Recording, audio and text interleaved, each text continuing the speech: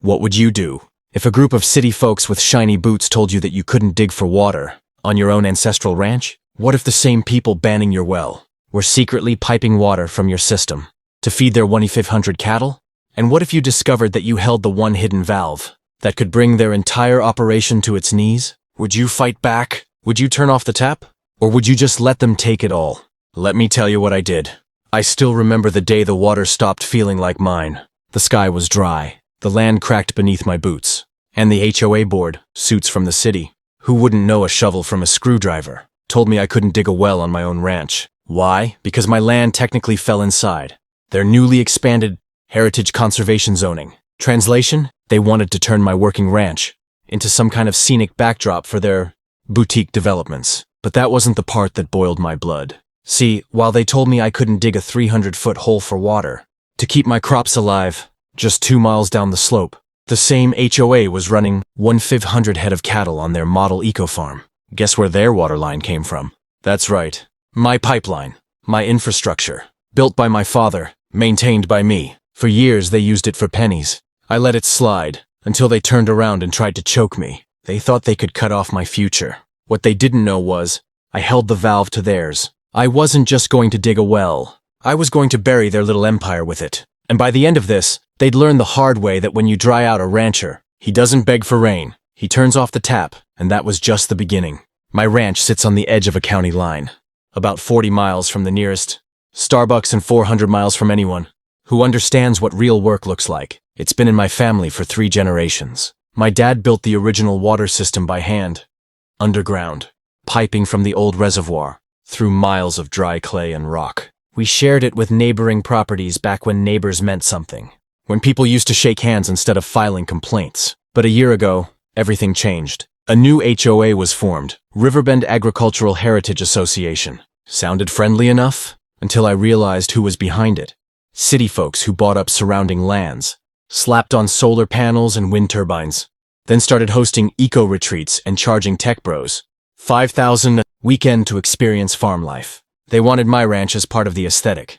At first, it was little things. I got letters about unauthorized fencing, then one about the offensive presence of my chicken coops near the road. They said it clashed with their brand image. I laughed and tossed them in the fireplace. Then I got a citation, 1,250 for illegal excavation intent, after I hired a well digger for a survey. That wasn't a suggestion. That was a threat. So I called the HOA chair, a smug guy named Dawson Lakewood, wore linen shirts and leather sandals. He actually said to me, "We're protecting the region's water table. You digging would disrupt our ecological flow." I said, "You mean my water table, that I maintain, that your cattle are drinking from?" He gave me this rehearsed chuckle and said, "We're all in this together, friend. Think of it as shared stewardship." Stewardship? They wanted to shut down my rights and keep using my resources. The kicker? They refused to let me attend their meetings. Said I wasn't a dues-paying member of their HOA, even though I owned more acreage than all of them combined.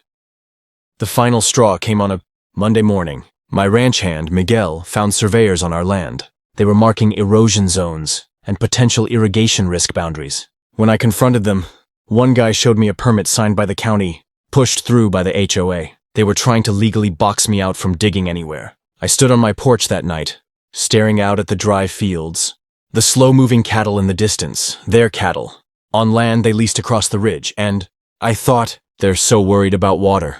Let's see how they do without it. That was the moment everything changed.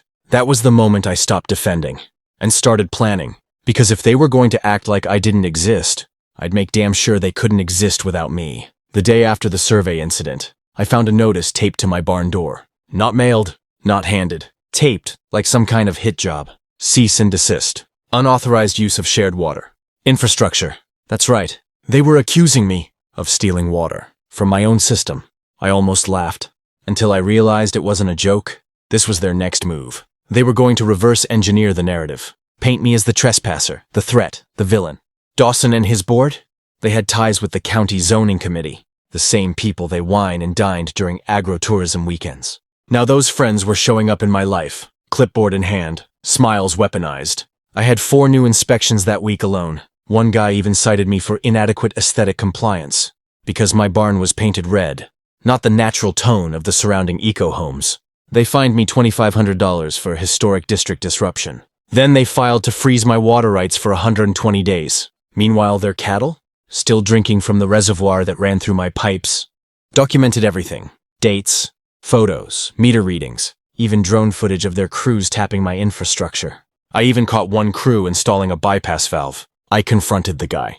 He shrugged and drove off. And here's what I hadn't told you yet. Last winter, Dawson offered to buy my ranch. I said no. Now, I saw the real plan. They were pushing me out so they could absorb my land into their luxury farm. Fantasy. But they forgot one thing. I controlled the main valve. Hidden on the North Ridge, buried under a blue rock, untouched for 11 years. I told Miguel we were going to do some routine testing. We shut it halfway. By Monday, they were panicking.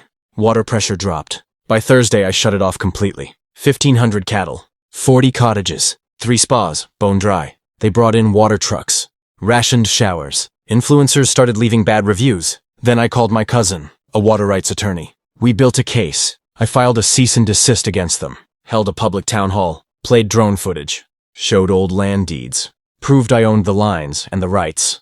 The crowd gasped. A journalist took notes. One woman cried. Dawson tried to interrupt. I handed him a copy of the deed. You bought a dream, Dawson. I built the pipeline that feeds it. That night, the headline read, Rancher shuts down HOA's cattle empire over stolen water rights. The state water authority showed up. Inspector Carla Ruiz shut them down within hours. Fines, legal injunctions, complete dismantling of their taps. Guests fled the retreat. Their brand, gone. Dawson approached me, no grin this time. He said, maybe we can negotiate. I walked right past him, turned the valve, restored my pressure. Miguel smiled. Pressure's looking good, boss. Sure is. The HOA was fined.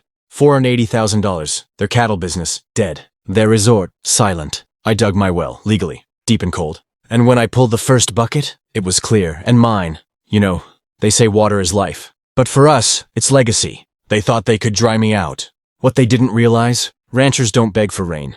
We control the clouds. They buried me in paperwork. I buried them in silence. Now the land is green again. The cattle are calm. Miguel got a raise. Dawson? Last I heard, he's taking time to reflect. Here's my message to folks like that. Don't pick a fight with the land. It'll outlast you every time. Your turn. What would you have done in my boots? Would you have turned off the tap? Or kept the peace? Drop your answer below. And if you made it to the end, comment, justice served. And hey, if you ever find yourself out this way, bring a bucket. There's plenty of water, just not for thieves.